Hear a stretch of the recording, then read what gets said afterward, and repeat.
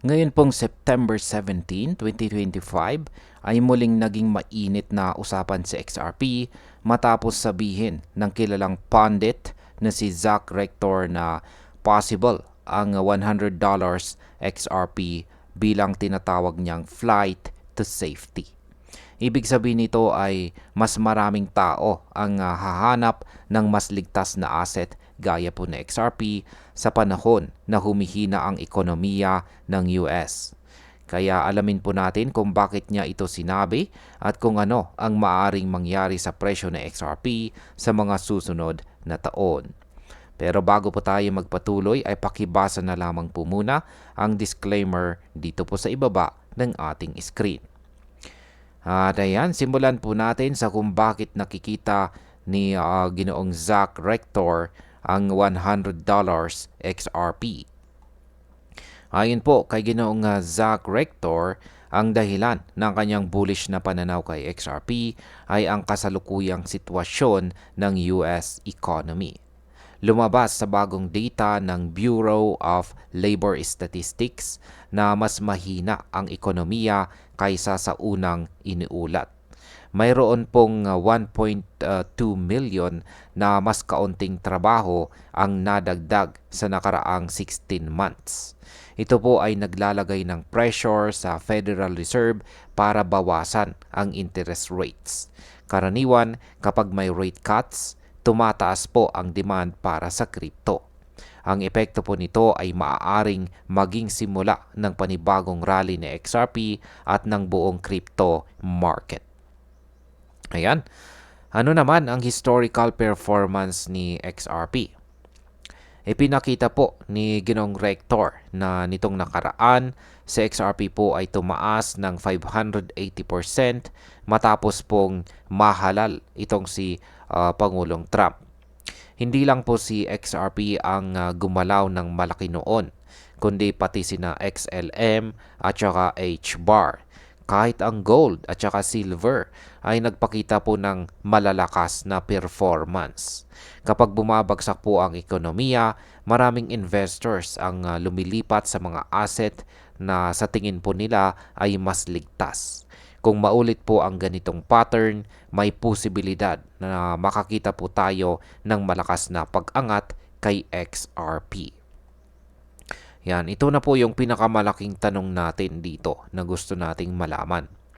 Posible ba talaga ang $100 XRP?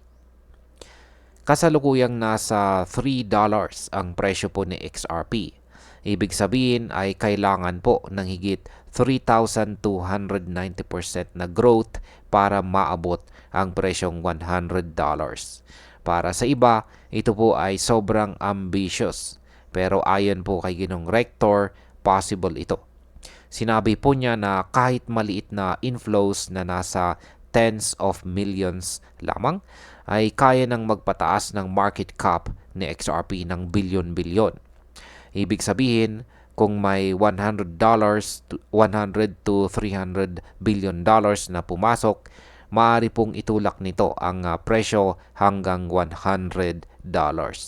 Kung mangyari po ito, malaking epekto ang makikita po natin sa buong crypto market dahil sa XRP ay isa po sa mga pinakamalaking altcoins.